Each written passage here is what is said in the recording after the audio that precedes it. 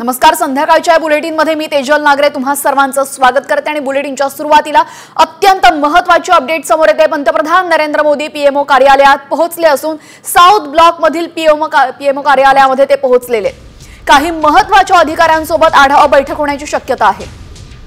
पहलगाम हल्ल्यानंतर आपण पाहतोय बैठकांची सत्र सुरू आहेत. पंतप्रधान नरेंद्र मोदी यांच्याकडनं हवाई दल तसेच युद्ध आणि सैनिक या सर्वांचा आढावा घेतला जातोय. या संदर्भात अधिक माहिती देतील आमचे प्रतिनिधी प्रमोद जगताप. प्रमोद, आपण पाहतोय गेल्या अनेक दिवसांपासून बैठकांचे सत्र सुरू. आता सुद्धा पीएमओ कार्यालयामध्ये पंतप्रधान दाखल झालेले. कुछ तो बड्या होने वाला असं म्हटलं जातंय. काय घडू शकतं?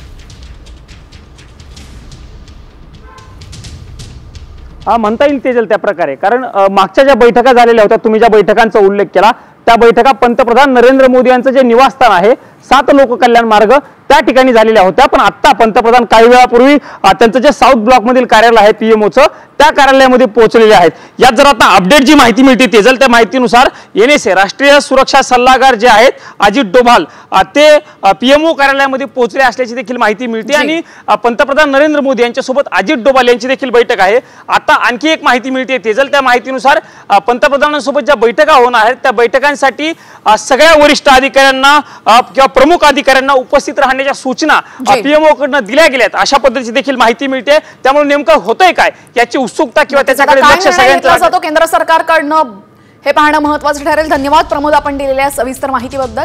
तर काही महत्त्वाच्या अधिकाऱ्यांसोबत पंतप्रधान नरेंद्र मोदी यांची बैठक सुरू आहे.